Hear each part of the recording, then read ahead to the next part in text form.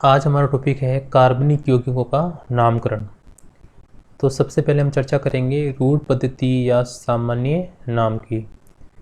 तो रूढ़ पद्धति सबसे पुरानी नामकरण पद्धति है। यौगिकों का नाम उनके स्रोत, विशिष्ट गुण, स्थान व वैज्ञानिक के नाम पर दिए गए हैं। तो सबसे पहले हम चर्चा करते हैं CH4 की, जिसे मार्स गैस कहते हैं क्योंकि इस गैस को दलदली क्षेत्रों में जहाँ सड़े गले पेड़ पौधों का किण्वन होता है, तो इनके किण्वन से इस गैस को प्राप्त किया गया था। इसके आधार पर इसका नाम मार्स गैस रखा गया। अब बात करते हैं फॉर्मिक अम्ल की, जिसे लाल चींटी से प्राप्त किया गया था, तो इसके आधार पर इसका नाम फॉर्मिक अम्ल रखा गया। जो एसिटिक अम्ल है, इससे एक नेचुरल कार्बोहाइड्रेट जिसका नाम होता है विनेगर, जिसे हिंदी में सिरका कहते हैं, उसके किण्वन से प्राप्त किया गया था, तो इसके आधार पर नाम इसका एसिटिक अम्ल रखा गया। लैक्टिक अम्ल दूध से प्राप्त किया गया था, अर्थात लैक्टम से, तो इसका नाम इसके आधार पर लैक्टिक अम्ल रखा गया। अब बात करते हैं कुछ स्पेशल पॉइंट्स की। तो सबसे पहले बात करते हैं, यदि सीधी कार्बन श्रृंखला है तो उसके लिए हम नॉर्मल यानी स्मॉल n का यूज करते हैं। जैसे कि ये 5 कार्बन की चेन है हमारे पास में, तो पेंटेन हो जाएगा, और पेंटेन के आगे हम क्या यूज करेंगे, n, तो इसका नाम हो जाएगा n पेंटेन। ठीक है। अब बात करते हैं आइसो ग्रुप की। तो CH3 CH3 ये जो ग्रुप है, ये ग्रुप कहलाता है आइसो ग्रुप। ठीक है।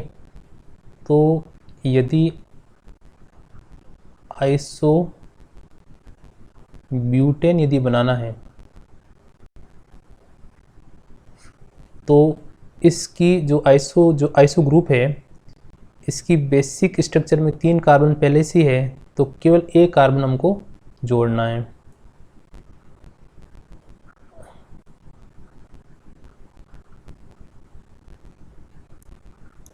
बाकी वैलेंसी हाइड्रोजन से पूरी करनी है।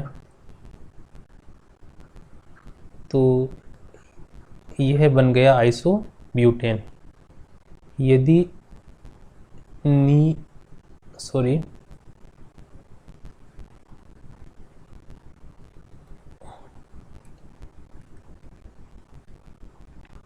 यदि आइसो पेंटेन यदि बनाना है, तो बेसिक स्ट्रक्चर के अंदर 3 कार्बन पहले से है, 2 कार्बन और जोड़ने पड़ेंगे, तो ये बन जाएगा आइसो पेंटेन। ठीक है। तो आइसो ग्रुप को हमें अच्छे से याद रखना है। अब बात करते हैं नियो ग्रुप की। तो नियो ग्रुप में इस प्रकार की बेसिक स्ट्रक्चर हमें याद रखनी है।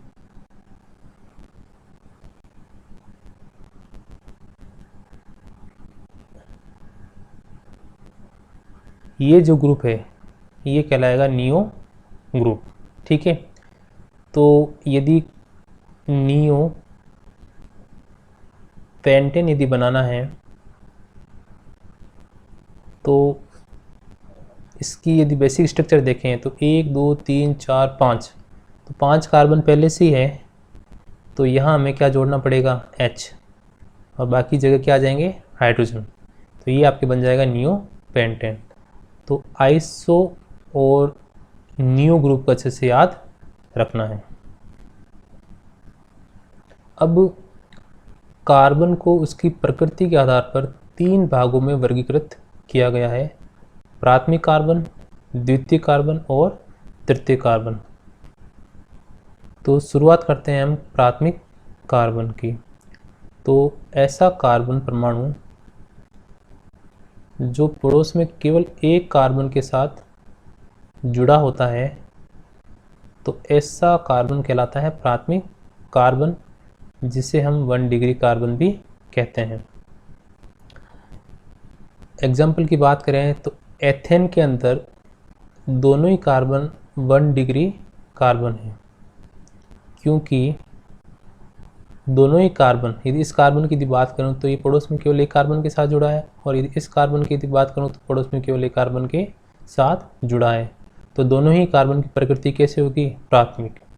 अब बात करते हैं द्वितीय कार्बन की। तो ऐसा कार्बन परमाणु जो पड़ोस में 2 कार्बन के साथ में जुड़ा होता है, तो ऐसा कार्बन द्वितीय कार्बन कहलाता है, जिसे 2 डिग्री कार्बन भी कहते हैं। तो प्रोपेन की बात करें तो प्रोपेन में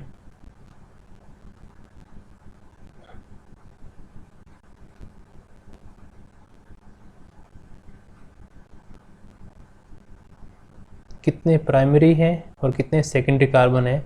तो सबसे पहले हम बात करते हैं बीच वाले कार्बन की।